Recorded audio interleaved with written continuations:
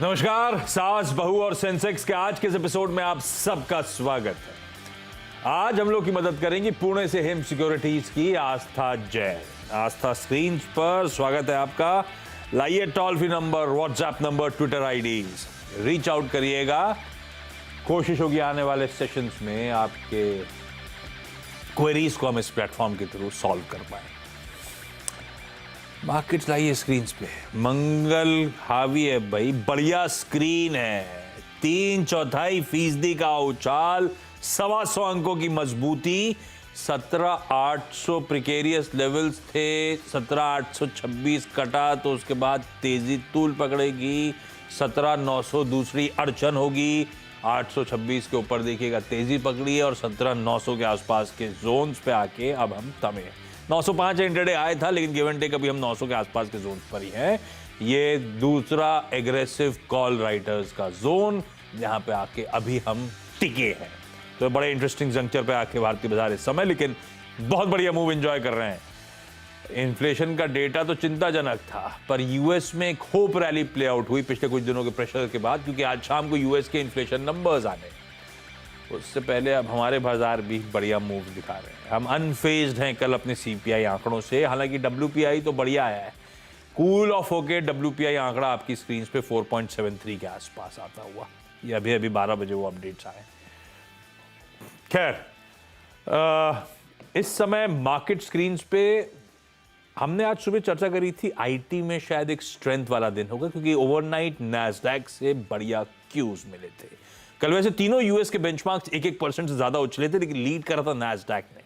सुबह मेंशन करा था, इस तरह की तेजी थी कि 100 में से सिर्फ 7 नैस्डैक के कॉन्स्टिट्यूएंट्स ऐसे थे जो रेड में थे, अदरवाइज चौतरफा गजब की बाइंग थी नैस्डैक में। तो आईटी ने आज स्ट्रेंथ दिखाई भारतीय बाजारों में। सबसे इंपॉर्टेंट रिलायंस इंडस्ट्रीज परफॉर्म करके दे रहा है। एक बार निफ्टी की कॉन्ट्रीब्यूशन प्लेट रखिएगा तो आईटी स्टॉक्स, रिलायंस इंडस्ट्रीज दिन के हाईस पर ऑलमोस्ट 2% का उछाल इस समय। तो ये स्टॉक ये हेवीवेट मूव करता हुआ और अच्छी खबरों के बीच में आईटीसी बढ़िया अपटिक दिखा रहा है। 2-2.5% के आसपास के उछाल के साथ आईटीसी में इस समय कामकाज होता हुआ, और आईटीसी को लेकर खबरें भी बढ़िया आई हैं। भाई कहा जा रहा है कि सरकार की जो हिस्सेदारी है शायद वो बिकने के लिए बाजार में ना आए। आपको याद होगा एक्सिस बैंक में सूटी ने स्टेक रिड्यूस करा था, तब से एक की ओवरहैंग बना हुआ था आईटीसी को लेकर भी। खैर, खबर क्या है, जानकारी क्या है हमारे पास, इसके लिए हमारे सहयोगी नेटवर्क moneycontrol.com से, सहयोगी प्लेटफॉर्म कह लीजिए, उससे मनीष सुवर्णा जुड़ते हुए। मनीष ये एक्सक्लूसिव स्टोरी लेकर आए थे और उसके बाद आपने देखा दिन के दौरान आईटीसी में गजब का मूव बनता हुआ नजर आया।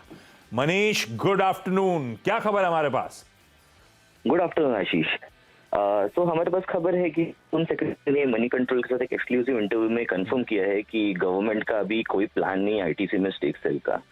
सो फिलहाल हम देखें तो गवर्नमेंट होल्ड करता है 7.86% आईटीसी में, या फिर हम बोले तो 974.5 million shares as per ITC share holding pattern on BSE.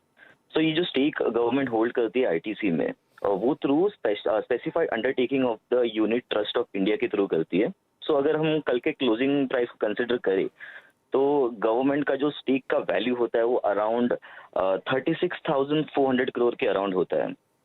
So government के अलावा एलआईसी भी आईटीसी में होल्ड करता है अराउंड 15.3% स्टेक, और डोमेस्टिक म्यूचुअल फंड्स का स्टेक होल्डिंग है 9.66% as of December 2022।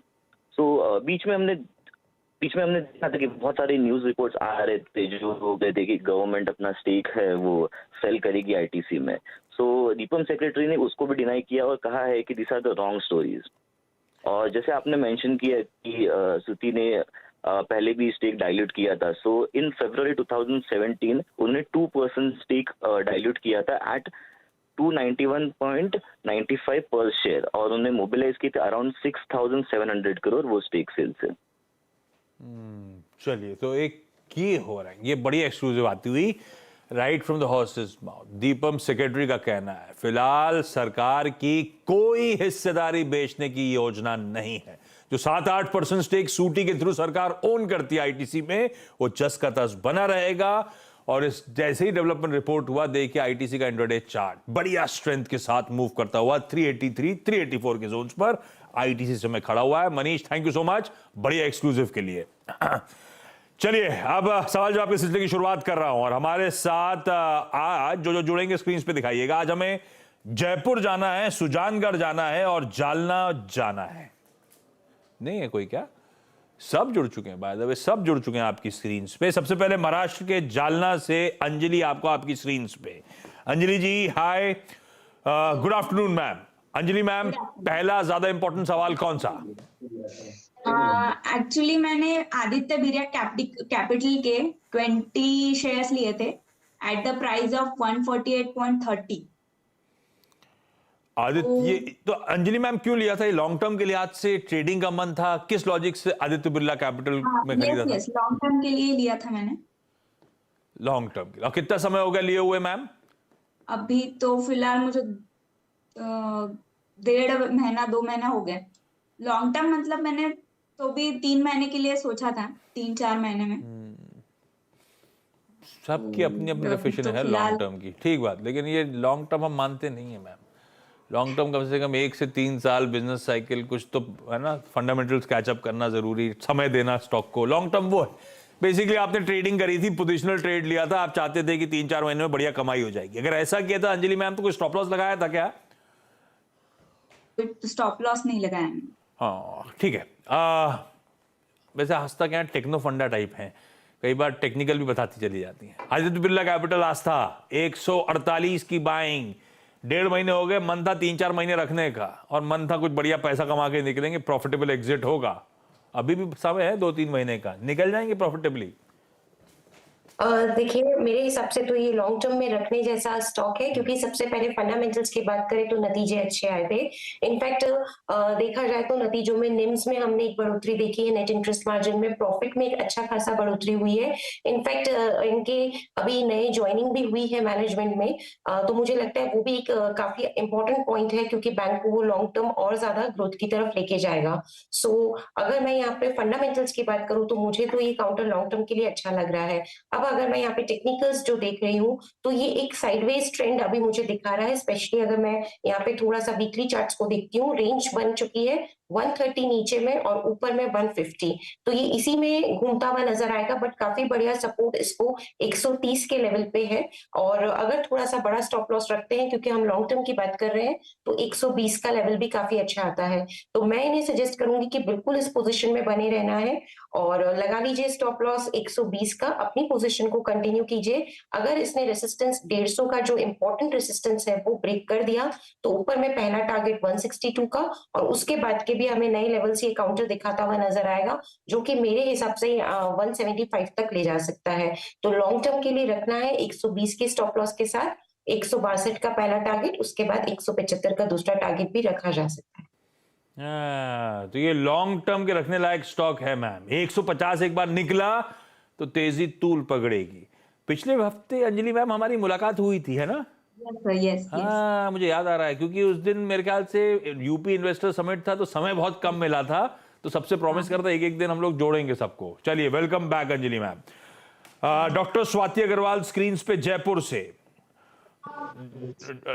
Doctor Swati ji, doctor कौन सा, वो पढ़ाई वाला कि डॉक्टर वाला doctor? I am a dentist. अरे रिक्वायरमेंट भी है मुझे किसी डेंटिस्ट की, पर डर लगता है मुझे जाने में। स्वाति मैम, पहली क्वेरी कौन सी? सर मेरे पास सेल की फेब 91 सी है एट 3.4, जो कि अब ऑलमोस्ट 0 हो गई है, तो होने वाली है, तो इसमें कुछ रिकवरी के चांसेस हैं क्या? मैंने स्टॉप लॉस नहीं लगाया।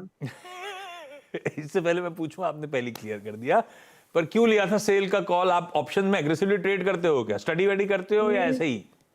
सर अभी 3-4 मंथ से ही मैं पहले फ्यूचर्स, करेंसी फ्यूचर्स में तो 3-4 साल से कर रही हूँ ट्रेडिंग। अभी ऑप्शंस में 3-4 मंथ से स्टार्ट किया था, तो सेल का मुझे लगा ये अपना जो इसका हाई था अभी हाल फिलहाल का 111, तो आई थॉट कि it will touch again then, इसलिए मैंने इसको बाय कर लिया। इसीलिए ले लिया। स्टील अथॉरिटी का फ्यूचर, अच्छे नंबर्स पे भी सेल आज पस्त पड़ा हुआ है। खैर इसमें कुछ बचा है नहीं, इतना तो रिस्क अब कैरी कर, चवन्नी ले जाके करूंगी क्या, इतना तो रिस्क ले ही लिया जाए, क्या पता आज शाम को यूएस इन्फ्लेशन नंबर एकदम ठंडे आए, कल मेटल फट गए, अपना काम हो जाए, एटलीस्ट लॉसेस रिड्यूस हो जाए। पर क्या करा मैंने, क्योंकि आपने ऑप्शंस का सवाल पूछ लिया, गाबा सर से रिक्वेस्ट करी थी, दरवाजा खटखटाया था। गाबा सर आए क्या डॉक्टर साहब? गाबा सर दिख रहे हैं आपको आपकी स्क्रीन पे। गाबा सर, ये सेल का ऑप्शन ले लिए हम, दिखाइए जरा क्वेश्चन प्लीज। अब वो बचा कुछ है नहीं उसमें, 3-4 रुपए में लिया था, 25 पैसे बचा हुआ है। 93 का था ना? 91 सी सर। 91 का कॉल लिया हुआ है गाबा सर। अब ये 25 पैसे बचे, लेके रखे रहूं, अब तो रिस्क कैरी करूं, जो होगा देखा जाएगा वाला मामला है कि कुछ और व्यू है? 3.90 से अगर 25 पैसा बचा है तो डाउनसाइड रिस्क तो 5 में तो ये हो जाएगा 0।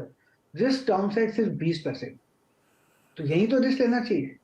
तो मेरे ख्याल से है तो 0 में होने वाला है। अगर लक्की हो गया तो सेल ऊपर जाएगा, सेल ऊपर जाएगा तो थोड़ा कुछ पैसा मिलेगा। लेकिन एक बात बता दूं, ये deep out of the money हो गया। अगर ये 91 में चला जाएगा ना तो भी कुछ खास मिलना नहीं है, लॉस गारंटी है, ये बात पक्की है। अभी लॉस कितना गारंटी है? 20 पैसा और बचा है खाली इसमें, 25 का 5 पैसा हो जाएगा या 0 पैसा हो जाएगा, उतना ही लॉस है और कुछ लॉस नहीं होगा। लक्की होगा तो और भी ऊपर जाएगा, इसलिए लक ट्राई करें। बोलते ना हम लॉटरी ले लेते हैं, लग गई, नहीं लगी, वो इस वक्त लॉटरी लेना है। पर स्वाति मैम, आपने जब लिया था तब सेल कितने पे चल रहा था? 390 सर, तब 94 93 पे चल रहा था। है 93 का सेल था? हाल फिलहाल आईटी में लिया था सर मैंने, इन द मनी ली थी सर कॉल। अरे उसके बाद से गिरता ही चला जा रहा है।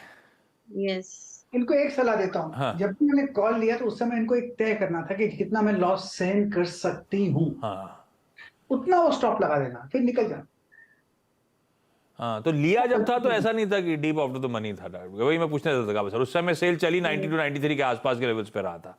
हाँ, ये गलती हो गई कि उस टाइम पे अच्छा किकर नहीं मिला और स्टॉप लॉस नहीं लगाया। मैम बिल्कुल सही व्यू है इसमें, कुछ अब इसमें कुछ क्वेश्चन था नहीं वैसे। 25 पैसे बचे हैं इसमें, ले जाके भी क्या करूंगी, इतना तो रिस्क कैरी करती हूँ, एटलीस्ट वो भाव तो नहीं आना आपका, लेकिन ये हो सकता है थोड़े से लॉसेस रिड्यूस हो जाए, तो पंट लेने का बनता है, रखे रहने दीजिए अब इसको। गाबा सर ठीक है ना, यही कहना चाहते हैं ना हम लोग? बिल्कुल बिल्कुल। हाँ चलिए, अच्छा अगले क्वेरी के लिए सुजानगढ़ जा रहा हूं, रेखा जैन स्क्रीन पे। रेखा में सुजानगढ़ कहां हुआ? बीकानेर के पास में। सुजानगढ़ से पहले भी कोई आया था? आप ही आए थे क्या पहले? मैं ही आई थी यहाँ। अच्छा, क्या मेमोरी है मेरी आजकल। रेखा मैम पूछिए सवाल। सर, मैंने एलन इलेक्ट्रॉनिक के अभी 4000 शेयर लिए हैं 190 पे, तो लॉन्ग टर्म्स के लिए हैं, इन्हें कहाँ पे इक्वल करना चाहिए? एलन इलेक्ट्रॉनिक्स 190 पे लिया है। हाँ, ये तो अच्छा खासा करेक्ट हो गया वहां से भी। क्यों लिया था मैम? लॉन्ग टर्म्स के लिए ही लिया है। फंडामेंटल्स वगैरह देखे थे आपने, स्टडी करने के बाद लिया, अपना कॉल लिया है ना? हाँ, क्या करें, आज तक ये तो रिसेंट आईपीओ वाला मामला है मेरे ख्याल से, इस पे तो अपनी बातचीत भी हुई थी। ये मेरे ख्याल से कॉन्ट्रैक्ट मैन्युफैक्चरिंग वाली कंपनी थी शायद, एलन इलेक्ट्रॉनिक्स। ये तो साल के लोज के आसपास खड़ी है आज तक। इन्होंने गिरावट में लिया होगा, लेकिन इनके लेने के बाद और 30 रुपए गिर गया है, क्या करूं? देखिए, जब ये आईपीओ आया था तब तो सब कुछ बहुत ही अच्छा था। आप अगर फाइनेंशियल्स देखिए, वैल्यूएशन देखिए, सब तब पैरामीटर कॉन्ट्रैक्ट मैन्युफैक्चरिंग फेज गजब थी। अब तो अंबर वो डिक्सन भी करेक्ट हो गया है। यस। और दूसरा है कि रीजन जो मुझे लगता है ये नहीं चला है, उसका रीजन है कि रिजल्ट्स अच्छे नहीं आए हैं। जो अभी के रिजल्ट्स हैं उसमें 26% की डी ग्रोथ दिखाई है बॉटम लाइन यानी कि प्रॉफिट में, और वहीं पे अगर मैं टॉप लाइन की बात करूं तो 24% की डी ग्रोथ टॉप लाइन में भी है। तो जब इस तरह के रिजल्ट्स आते हैं जहाँ पे डी ग्रोथ आती है तो मार्केट फिर उसको थोड़ा सा पनिश करता है, और इसीलिए हम देख रहे हैं कि ये नीचे जा रहा है। मैम, मैं आपको यही सलाह दूंगी, क्योंकि ये अभी और अपने ऑल टाइम लो पे आ गया है और रिजल्ट्स भी सपोर्टिव नहीं है, तो कोई मतलब नहीं है इसमें आप होल्ड करें। मैं आपको सलाह दूंगी कि आप एग्जिट कर जाइए और लॉस बुक करके एक बार निकलिए। थोड़ा सा लॉस यहाँ पे हो रहा है, लेकिन उसके सामने मेरे को लगता है कि अगर आप दूसरे स्टॉक, क्योंकि कैपिटल गुड स्पेस काफी अच्छी लगती है, तो वहां पे आप चाहें तो 1-2 स्टॉक्स अच्छे लगते हैं, उनको खरीदिए। आपके शायद नुकसान की भरपाई होती भी नजर आएगी। अभी हाल फिलहाल में एलन में मुझे कुछ बहुत ज्यादा दम लग नहीं रहा है। अब लेना क्या है इसके अगेंस्ट में, तो ले सकते हैं कमेंस इंडिया, वो भी अच्छा लगता है, तो वहां पे एक अपना पोजीशन बना सकते हैं। दूसरी तरफ ब्लू स्टार भी मुझे अच्छा लगता है। देखिए मैम, टिकट साइज में बहुत बड़ा डिफरेंस है, तो आपको जरूर ये लगता होगा कि कहाँ मैं 150 का लेके बैठी हूँ और कहाँ यहाँ पे इतने बड़े टिकट साइज के स्टॉक्स बता रहे हैं, लेकिन यहाँ पे कन्विक्शन अच्छा है मैम। तो मुझे लगता है कन्विक्शन है तो हमें वहां जाना चाहिए। तो आप एक बार निकलिए इसमें से, या फिर कमिंस इंडिया या फिर ब्लू स्टार, इनमें से कहीं पे भी आप एक एंट्री बनाइए। मुझे लगता है कि जो भी यहाँ पे नुकसान हो रहा है उसकी भरपाई डेफिनेटली ये स्टॉक्स करते हुए नजर आएंगे। तो ये सलाह रहेगी एलन इलेक्ट्रॉनिक्स पे। दिक्कत में ये स्टॉक, इसमें तो अनएक्साइटिंग टाइप हो गया एकदम, इससे निकलना है मैम। इसमें रुके और इससे एक्सपेक्ट करें कि वापस लॉसेस की भरपाई होगी, उससे अच्छा है वीक पॉकेट से निकले। जो फंडामेंटली स्ट्रांग इस समय लग रहे हैं उनकी तरफ पैसा डालें, तो शायद लॉस की भरपाई और अच्छे गेन शायद वहां पे ज्यादा बेहतर होंगे। Capital goods as a space, और चाहे तो कमेंस जैसा स्टॉक हो उसमें पैसा को मूव करना बेहतर। क्विकली सवाल और डॉक्टर साहिबा, अगला सवाल कौन सा? क्विकली सर मेरे पास कॉनकोर के 65 शेयर्स हैं at the rate of 749। Long term के लिए लिया था? Yes sir. लॉन्ग टर्म मतलब?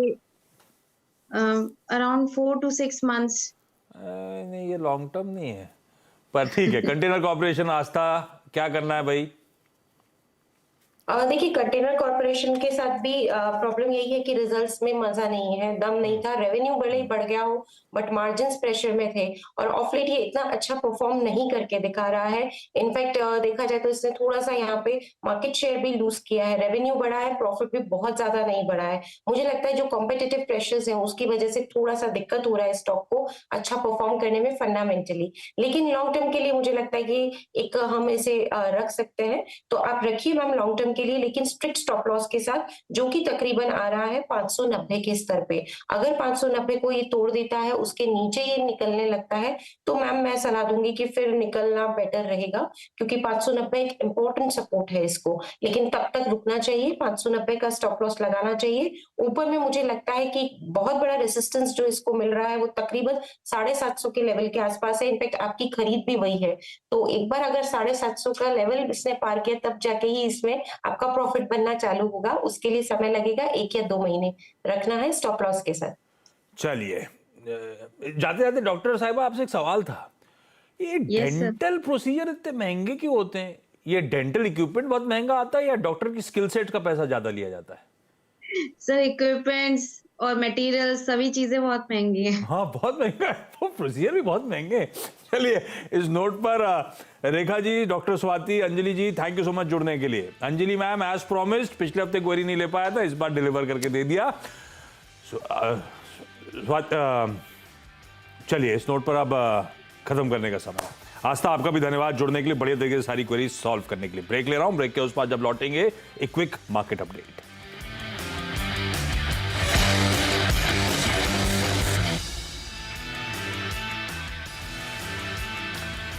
ब्रेक के बाद आपका स्वागत है। अब हम कंफर्टेबली 17,900 के ऊपर, 17,920 के जोन्स पर, बढ़िया मोमेंटम, बढ़िया। वो पहले 800 के कॉल राइटर जोन को ब्रीच करते हुए 900 के कॉल राइटर जोन को ब्रीच कर रहा है इस समय भारतीय बाजार।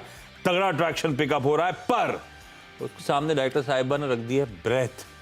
ये निफ्टी के जलवे हैं, ब्रॉडर मार्केट्स पस्त पड़े हुए हैं, 1:2 का रेशियो है डिक्लाइंस के फेवर में। एक बढ़ रहा है तो 2 स्टॉक कमजोर है। ब्रॉडर मार्केट्स थोड़े पेन में आपको नजर आएंगे। ऐसे में मिड कैप यूनिवर्स में चल क्या रहा है, ब्रेक के उस पार देखिए मिड कैप मंथ में। नमस्कार।